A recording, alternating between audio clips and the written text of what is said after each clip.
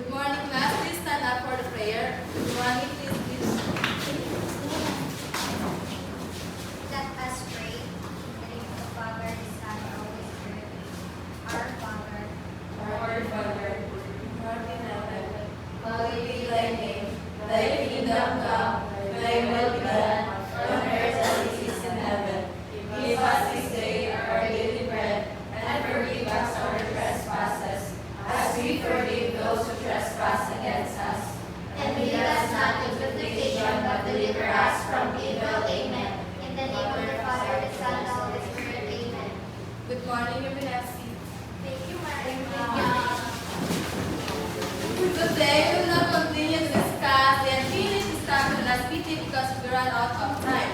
Last meeting, we started with the discussion of basic rules in making the curriculum vitae. Who want to recall the 4 basic rules? Jessa? First is write with the recruiter or human resources manager in mind. Second is present your CV or resume or inform them well about what they need to know.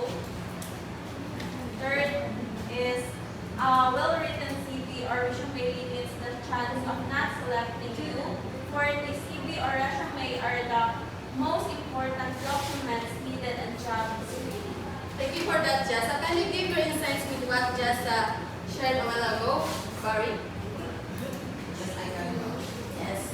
From what she said, it is important to write, when you're writing your CV or resume, you should keep in mind the other end of the receiving end of that one, which is the recruiting agent, and it is important to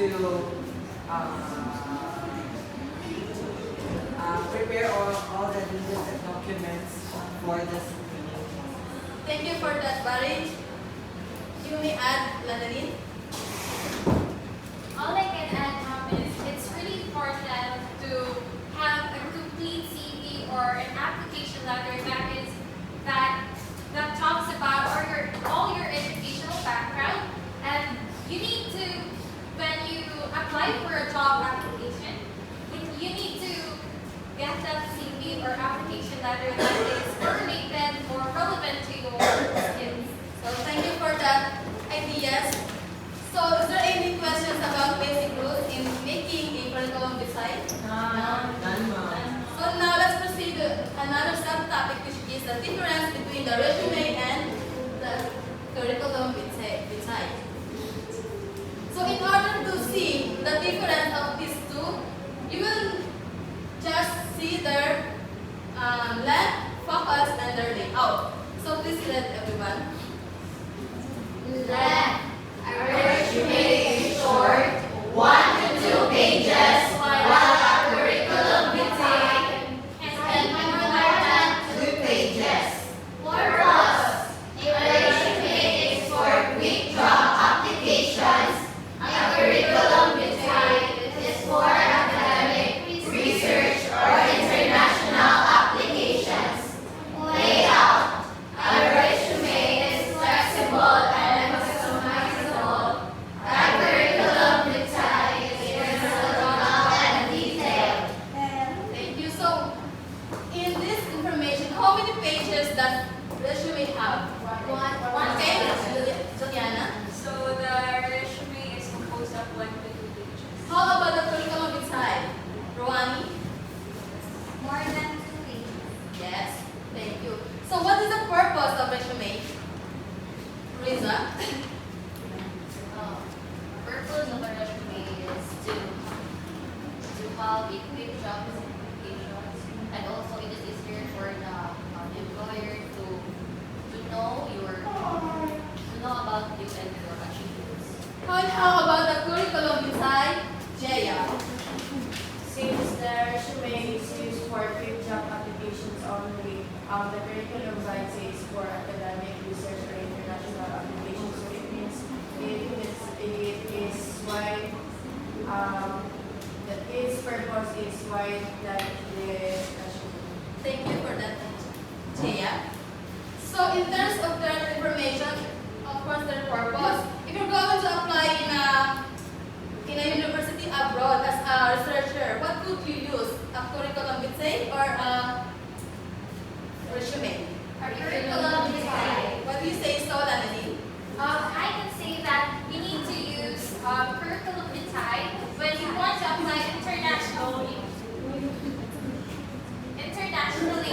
because according to that statement, curriculum vitae is very detailed compared to resume. And of course, as what I can remember, resume is have a template or because it's customizable. And then when we say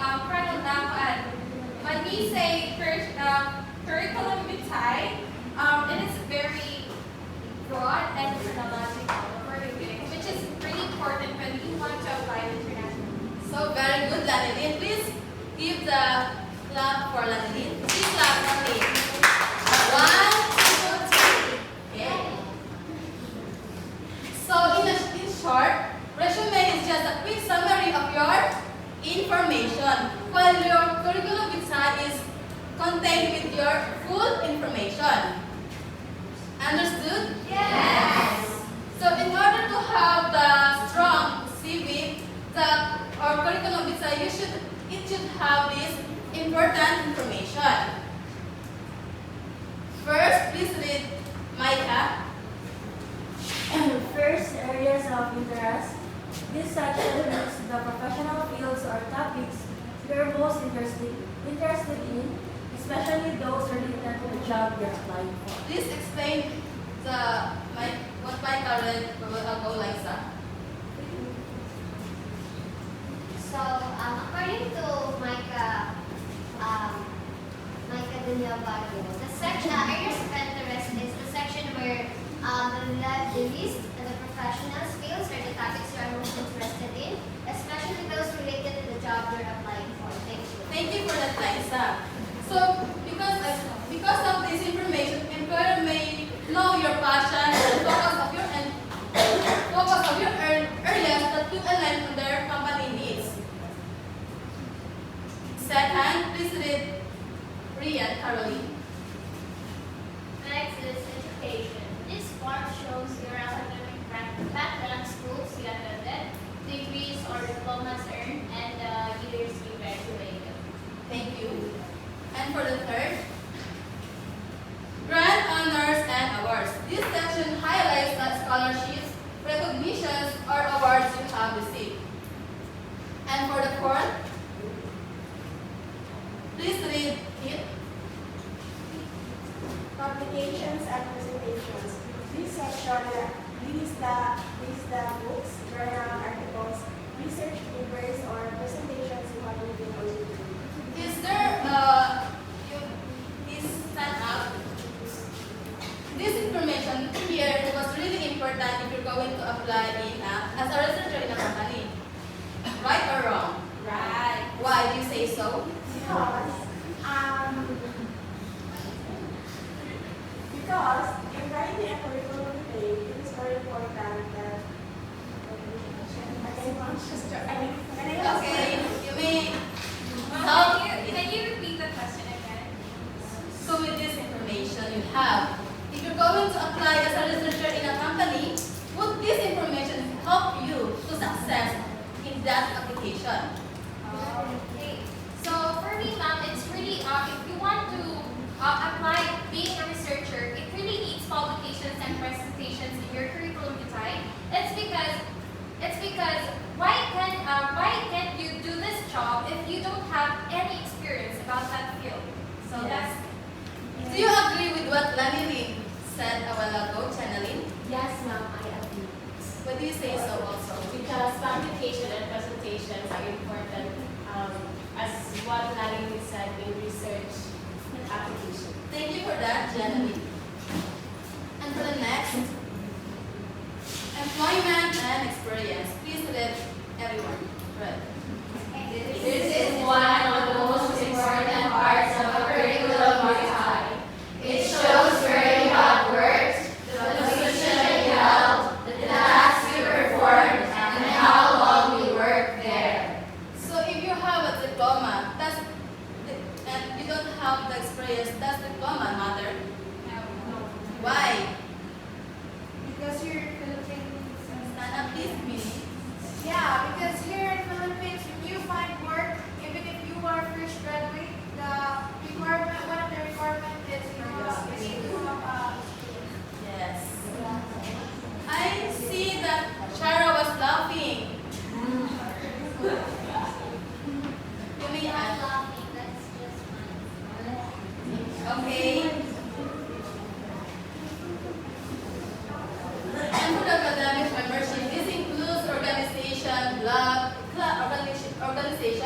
clubs, or societies you belong to that are related to your field of study or career. And for the last, please read Chara. Here are the references. This section lists the people, usually former teachers, supervisors, or professionals who can vouch for their skills, character, and work ethic. Thank you for that. Stand up now. So, if you don't have this information in your curriculum vitae, would 100% successful in application? Would you have that 100%? What's the question again? If you have this, if you have this information in your curriculum vitae, would you have 100% in successful to have the successful application? Yes, but I cannot really say that it's 100% because it isn't 100% that the information we're trying to say focuses only on the character references. So I don't think it's 100% good, but Yes. it can contribute to your, application process.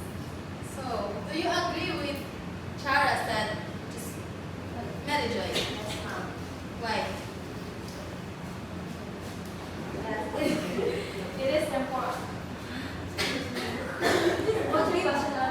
Agree na ko nila, ma'am. Because it's true that your information you put in your curriculum vitae has a contribute on your application. So, thank you for that. So, that's all for the information that curriculum vitae should have. Not yet done, guys. Last. So, for curriculum vitae, for curriculum vitae be effective, you should follow these guidelines. First, put your contact details at the top. For example, your email address, your Facebook account link, and also your telephone number and your cell phone number. Second, add a career objective or personal statement. Third, highlight your skills, knowledge, and achievements. Fourth, list your work experience and education. Next, focus on what you accomplished, not just what you did. And next, please read Mimi. Yeah, next, check grammar and spelling carefully, and lastly, present it neatly and professionally. So what would be happen if you have a grammar and spelling error in your curriculum vitae? Okay, Anne. Yes. So we have to check our grammar and spelling carefully. And what is your question again, ma'am? Oh yes, it is very important that our grammar is perfectly right in our curriculum vitae because you know that's part of our professionalism to know our grammar, especially in written. So thank you for that. So if you have this grammar and spelling error in your curriculum vitae, your employer might know or might see you as a careless person. So with that, you should avoid these some mistakes. Please read everyone. Do not lie or exaggerate. Do not leave unexplained gaps in your career. Do not start with boring information. Do not include irrelevant hobbies. Do not make it too long. Do not use an unprofessional email. For example, Goodboy123@gmail.com. So is the guapaco143@gmail.com professional? No. How about rosemaryfulo@gmail.com? Yes. What Rika? Okay. Yeah. So is there any questions about the resume and curriculum vitae? No. So with that, let's proceed to the next topic, which is interview. So if you hear the word interview, what comes in your mind? Planning. If I hear the word interview, ma'am, it And I can think that there are two persons, maybe, and then one is asking you questions and the other one is answering the questions. So that's an interview. So interview is a two-way communication, right? Yes. With a purpose. What is the purpose of this? Could you what, Jaya? I believe the purpose of the interview is to impress or to convince someone. So, for example, you were being interviewed for a position of being the teacher in a public school. So that means your purpose is to impress the interviewer, the principal, and other staff in that school to be in that one. Thank you for that idea, Jaya. So interview, the purpose of this is to assess or to evaluate the skills, the personality, or the qualification of the applicant.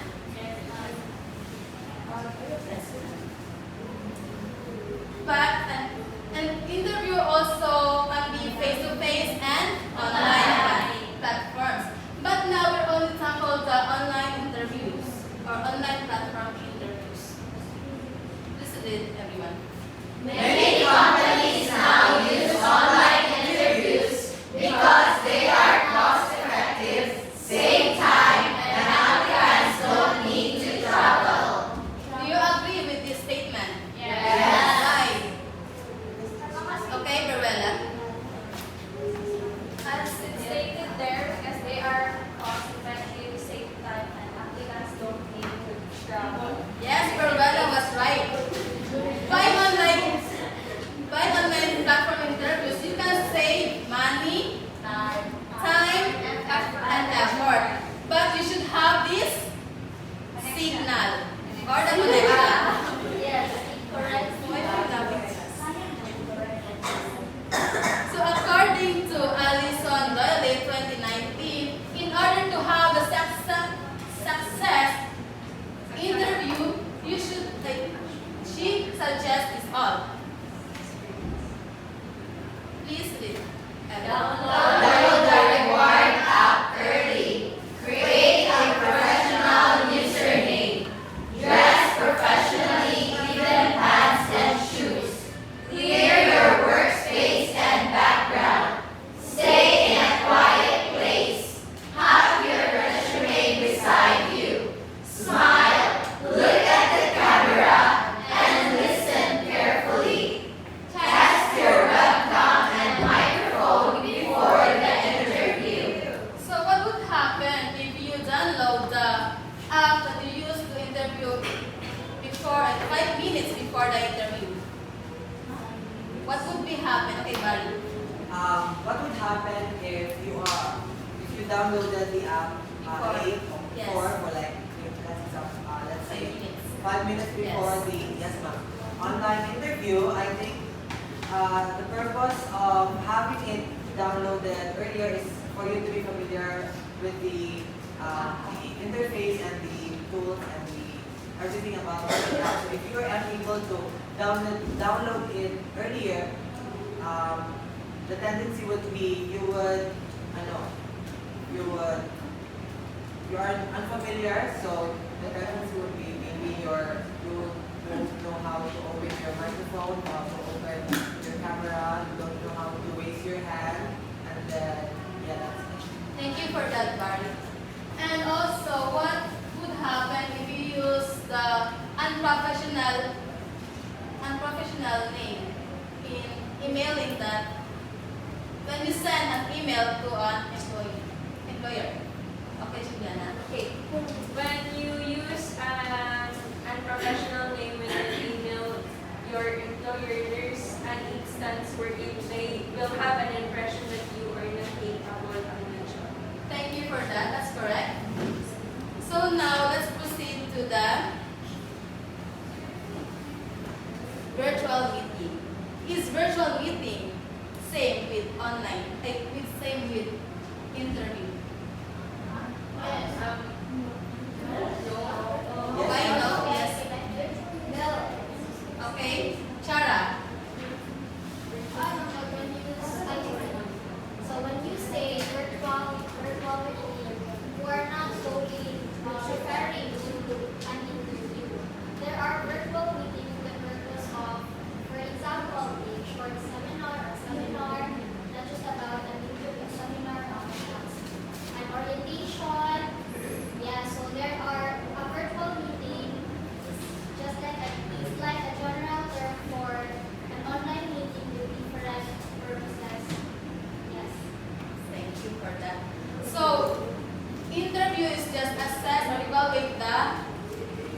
applicant. While the virtual meeting, it was the class discussion or the conference that we experienced last Saturday.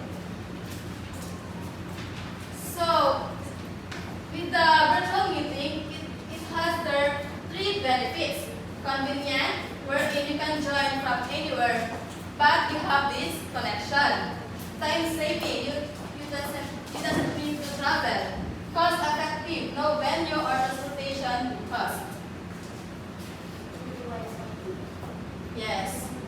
Yes, you're correct, Ian. Okay. So is there any questions about my discussion? No. Really? Yes. Okay, so that's end my report, but looks like we have a visitor now. Yes, hello there at the Chinese school. How are you? I'm fine, so what are you doing here? So I am here. Good morning once again. Good morning. So I am here. I have already some important messages for you to learn. So yeah. So I want you to read all the messages except my survey. So please read everybody. Face-to-face meeting and its benefits. Face-to-face and online meetings etiquette. Writing correspondence via print or email. So much. So that can I ask what time is it? It's 9:40. So are you guys excited for a new topic this morning? Yes. So before that, I want you to know that I am not feeling well this morning, but I will try my very best in order for us to have a successful discussion. So I want your full cooperation. I want your full cooperation. Okay? Yes. You are laughing, Harriet. So now, I want you to take a look at the photo. Okay. Based on the photo, I want you to observe what do you think is happening on the photo. Discussion. Yes, Budo. There were discussion.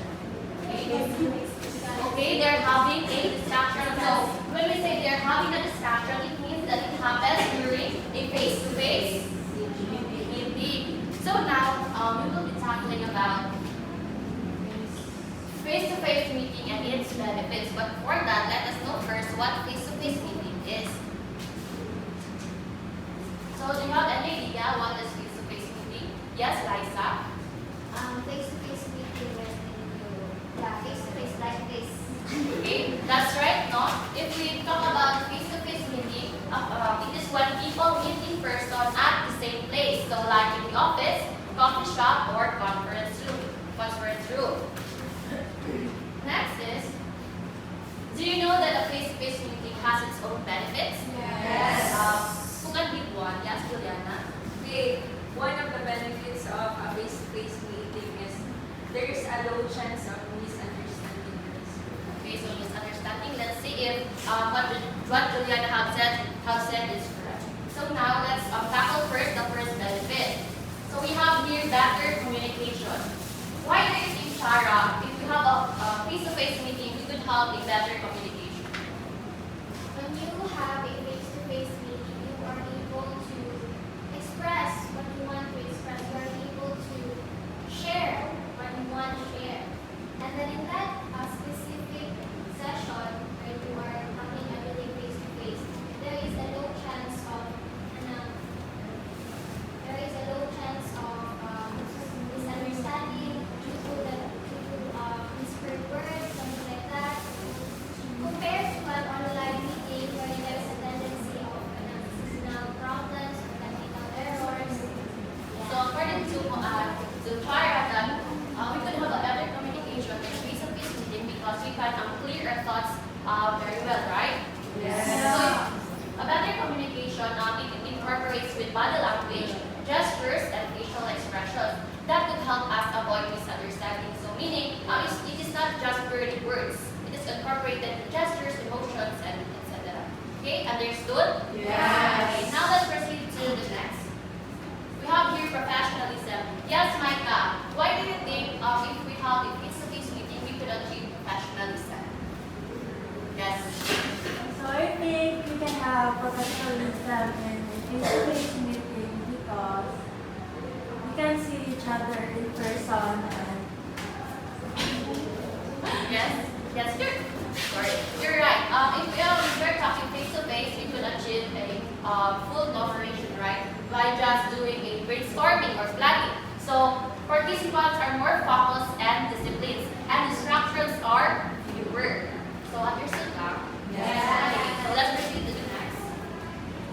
So we could have an immediate feedback. Yes, Ryan, early. Why do you think having a face-to-face meeting is we could have an immediate feedback? Because you can talk or you can ask the person personally. While if you use the virtual meeting, the signal or the loss of signal can cause miscommunication and feedback. Okay, thank you so much. So when we say immediate feedback, we can correct or correct things immediately, right? So in a face-to-face meeting, it is easier to us to clarify points and share ideas quickly. So, nasamtan lang. Yes. Now, let's move on to the last. So, teamwork. Yes, Rwani, why do you think in a face-to-face setting we could achieve teamwork? Because in face-to-face meeting, we could apply teamwork because in virtual or in online, we cannot communicate well because of the poor connection. So teamwork is very important. Yes, we think too. So, according to Rwani, teamwork is very important. Why? Because in a face-to-face meeting, it is needed and is need for us to have that we can promote cooperation for us to have a successful discussion, right? Yes. So here, it builds stronger relationships and promotes cooperation during brainstorming or planning. So same na siya kanina. So what are the 4 benefits of face-to-face meeting? Yes, Baka. the four 4 benefits of face-to-face four meeting. benefits of the face-to-face meeting is first, better communication, teamwork, immediate feedback, and professionalism. So the 4 benefits are build a better communication, professionalism, immediate feedback, and teamwork. So those who answered earlier will give you stars later, okay? Next, now let's proceed to according to Phil and Bobby, they said that face-to-face meeting is the richest form of communication. Why do you think, Ruel? What do you think the reasons behind that claim? Because we all know that through communication, we can share our ideas and information that we want to share to the person. Okay, thank you so much.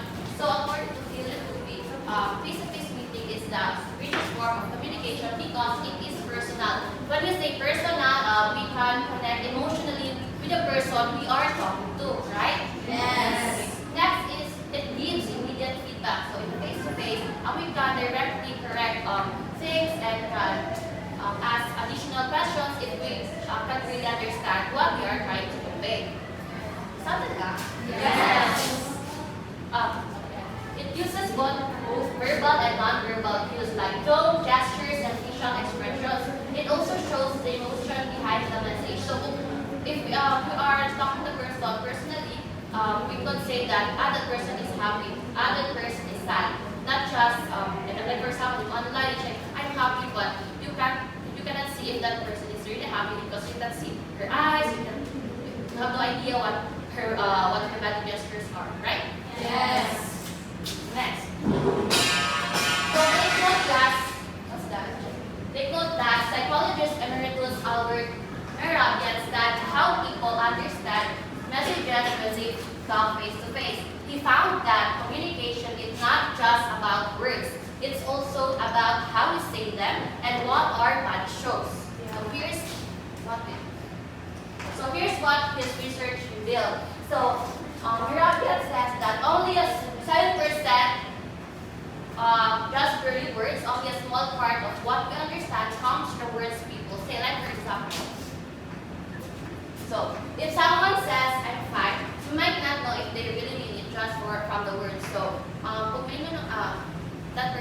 fine, we can say if he's really fine because they have no gestures, they have no emotion, they have no tone of voice, right? Yes. So 7%, according to Merabin, only 7%. Next, 38% tone of voice. The way a person says the words help us know how they feel. If their voice sounds sad, happy, or angry, we understand their feelings better. So, like for example, what do you think my feelings right now? You're not You're tired. What's up your voice? Okay, thank you so much. So, also 55% composed of facial expression and body language and non-verbal. Most of what we understand comes from the what we see, like their smile, frown, or how or how they move their hands and body. So in order for you to really understand the difference between the three, we will have a challenge. So yes, and first one is really smart. Yes, Marie. Stand up. Winnie. And Rosemary. I want you to come here in front. Okay. So you are going. Okay. So okay, so in her part, you will just say the word I'm fine without the gestures, without the proper tone of voice. Okay, understood? Okay, so for Queenie, you will say I'm fine, whatever your tone of voice you will use. Okay? So for Rosemary, you will say the words I'm fine with proper gestures, whatever gestures you want, with proper tone of voice. Are you ready? Are you guys ready? So say the magic words last. Lights, camera, action! I'm fine. Wait, let's go up. Balik ko na to. Yes. I'm fine. How? I'm fine. I'm fine. Where's your gestures there? I'm fine. Can you make it more exact? I'm fine. Thank you so much. So now, you really understand the difference between the two. So with Maris, now we can say that we can really say she is fine if or not because it's just your words. So with Winnie, we can say that what's your tone of voice? What's your You're not listening. And I said, I'm fine. So you're like not getting the real. Yeah, I'm just like pretending. Oh, yes, pretending. Lastly, with Rosemary, so we can say that at first we can really figure it out if what's the feelings or the emotions she is trying to say. But at the end, she incorporated with big gestures, right? Yes. Okay, next. So take note, class, that Merabian's rule shows that face-to-face communication is powerful because it combines words, voice, and body language that help us express true meaning and emotion. How many percent again? Will you say the pure words only? 7%. How about the tone of voice? 38. And the gestures? 55. Is very good. Now let's move on to, is everything clear? Yes. Now let's move on to face-to-face and online meetings and meetings etiquette. When you say etiquette, what do you mean by etiquette, Tyro? Yes. Sorry. Yes, I think etiquette refers to the proper conduct in a specific scenario or place of a person. Thank you so much. When we say etiquette, this is the proper behavior and the respectful behavior in a society situations. So that's why we have here. I'm here to question. Who among you here has joined an online class or meeting before? What's one thing that annoyed you during it? Go. Yes, Mary Joy. The one thing that annoyed me during an online meeting was there's someone or someone got interrupted, like the speaker is being let and like, yes ma'am, like that. Pwede mo ginawa sila, hindi mo ginawa sila, okay sa part. So, yeah, it's very annoying, right? Yes. Yes, Sean. Yes. I have another experience, ma'am. So, of course, I attended online class. And what really also annoyed me is because the host or the admin